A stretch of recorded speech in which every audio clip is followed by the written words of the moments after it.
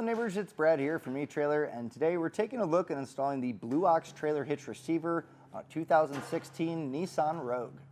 Now this is what your hitch is going to look like when it's installed, and it's a really clean look. Because it's a hidden cross tube, the only thing you're going to see hanging down below the vehicle is going to be your 2" by 2" receiver tube opening, as well as those safety chain loops that are on the bottom portion. But the rest of it is going to be tucked behind the fascia. Something that's really neat that you might have interest in is adding trailer wiring. This has a bracket that allows you to put a 4-pole bracket to get a nice solid mount. Now looking at the receiver opening, I mentioned it's 2" by 2", and that's the standard for a lot of accessories out there. So if you're looking for a bike rack, a cargo carrier, or even a ball mount, you're going to have tons of options available. All of those are going to stay in place with a 5/8 pin and clip. Now keep in mind, the hitch does not come with the pin and clip, but many times when you pick up accessories, they'll have them included. And if you're going to leave an accessory on the back of your vehicle long term, you might want to look at a locking pin and clip. It's a really good deterrent from someone just walking by, pulling out your pin and clip and taking that accessory with them. The plate style safety chain loop has some oval shapes that are kind of offset, which is nice. Super easy to hook up a standard S hook, or even a larger clevis style is going to work on here super easy. So that way when you're hooking up your trailer, you can have your safety chains attached. Now speaking of towing, you're going to want to adhere to the weight capacities not only of the hitch, but also what the vehicle is recommended to tow.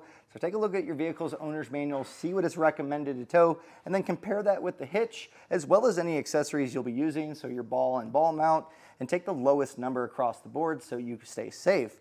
But as far as numbers of the hitch, pretty good rating. You have a gross trailer weight rating of 4,000 pounds, which is going to be the weight of the trailer plus the accessories loaded onto it. So that allows you to really tow a small utility trailer, some jet skis, kayak trailers, a decent amount of things. And something else that's going to be important is going to be tongue weight, and that's going to be the pressure that's on the inside of the receiver tube opening. A lot of times that's going to come down to suspended accessories, so bike racks and cargo carriers. And with 600 pounds, a 4-bike rack should be no problem. Same with a cargo carrier. If you're going on vacation and you have it all loaded up, more than likely, I don't see you going over that weight capacity. Now when choosing accessories, you're going to want to make sure that it works with the vehicle, and we have tons of test fit videos. So if there's a specific product you're looking at and you want to see how it interacts with your Rogue, take a look at that product and put your vehicle in the fit guide. You'll be able to see how those interact with it. And the big thing is a lot of your cargo carriers and bike racks may have the option to stow in a vertical position, and you want to make sure that you're able to do that. Some vehicles, it'll actually hit or make contact with your vehicle, and we don't want that. So measuring from the center of our hitch pin hole to the furthest point of our fascia, we're looking at about 5 inches. So you might want to look at something with a slightly longer shank. The same goes for a ball mount, just so it sticks out a little bit further, but this kind of concaves down, so I'm not too worried. The main thing is with those folding accessories that you can actually use that feature. And keep in mind, even when they're in that vertical position, if it does fit, you're not probably going to be able to open up your rear hatch without folding those down, but that's kind of the nature of those folding accessories. As far as ground clearance goes, from the top of the receiver tube opening to the ground is going to be 13 inches, and that's really going to be accounting for choosing a ball mount. And the best way to figure out the proper rise or drop is to measure your trailer when you have it nice and level from the ground to the top of the coupler. Take that measurement, compare it with the 13 inches, and then you can figure out that rise or drop necessary to get everything level.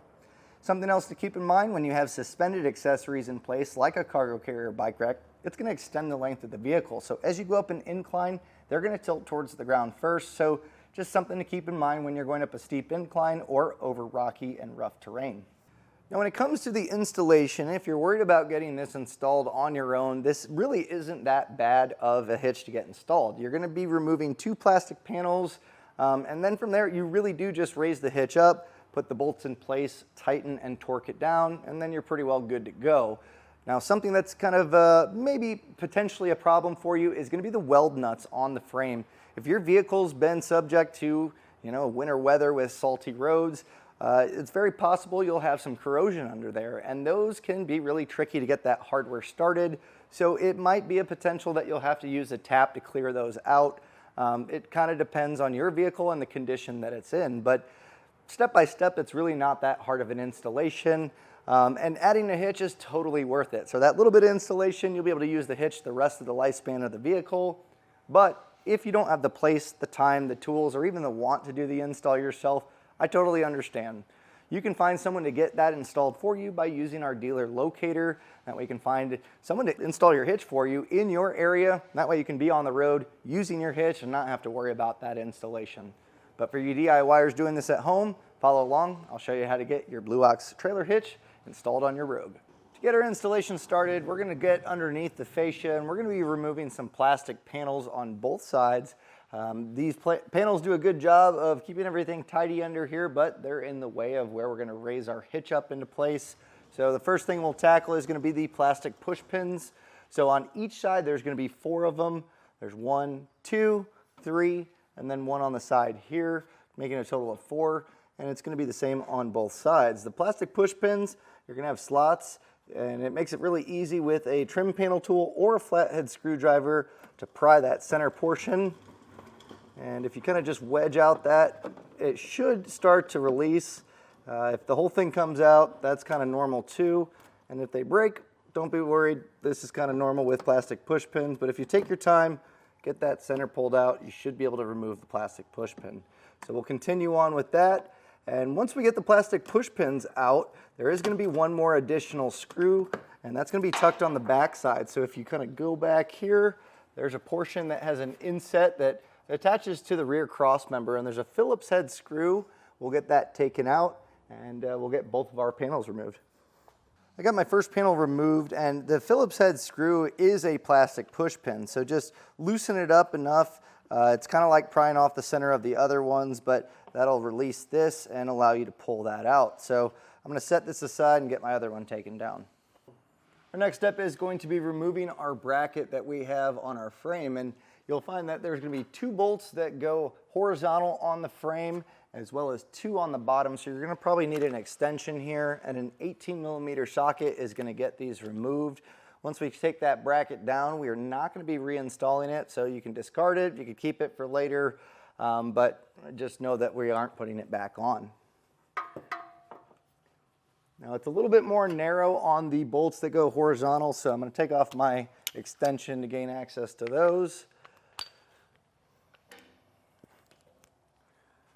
And if your vehicle has been subject to winter weather and salt, corrosion and rust buildup, you may want to soak these in a penetrating oil to just kind of help them along. But I think with a 1/2-inch ratchet, these come off fairly easily.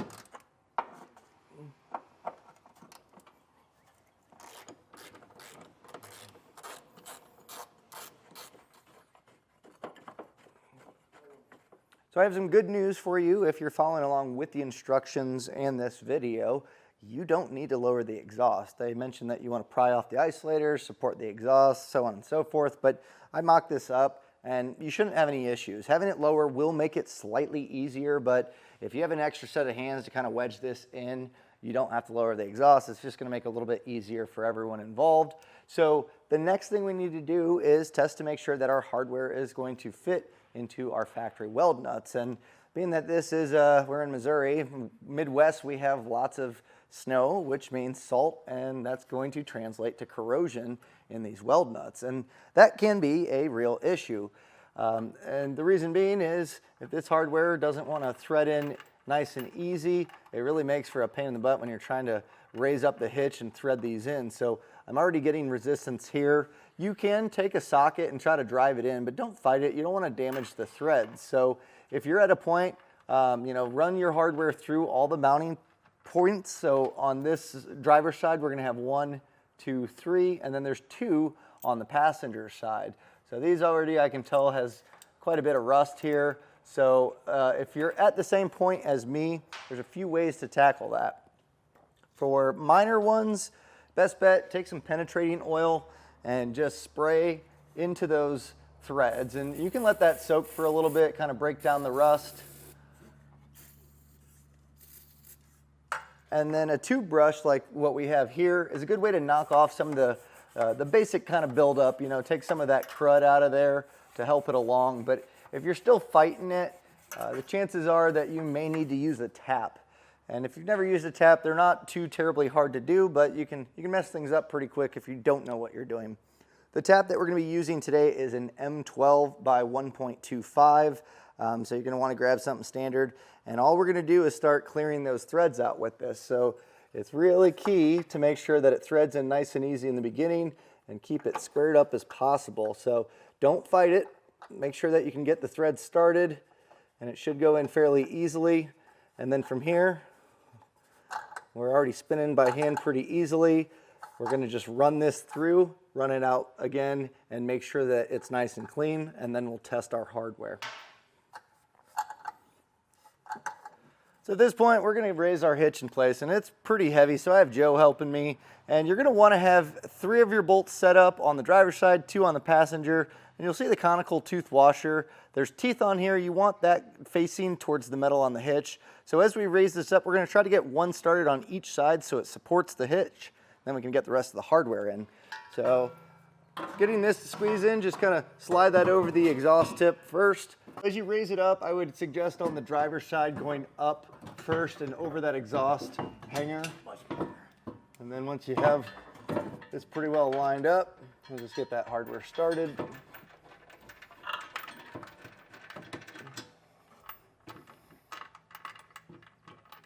And this is why clearing out those holes really makes it important. Makes this easier to be able to do it by hand.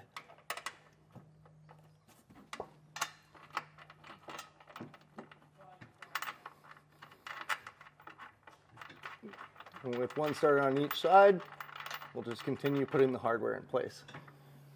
Once you have all your hardware started, it's a slotted hole, so there's a little bit of wiggle room side to side. So just line this up as center as possible, and then we're gonna snug it down with a 19mm socket. You don't need to get crazy here, so if you're using an impact, just get it snug.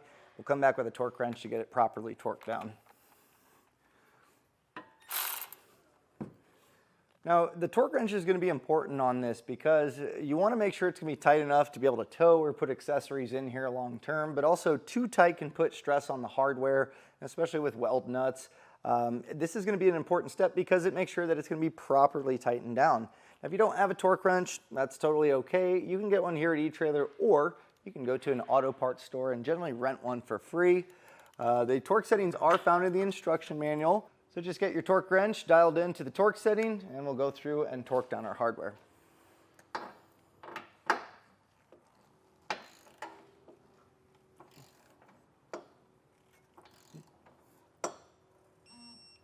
And once you have all your hardware torqued down, you've officially installed your hitch. But those plastic panels, to get those back in place, passenger side I had 0 issues. On the driver's side I did have to trim a little bit. You can omit those panels, but if you wanted it to go back, I just cut along where the hitch is located about roughly an inch or so, maybe a little bit more. The section I cut out, this is it. So as long as you make clearance for the side plate of your hitch, you should be good.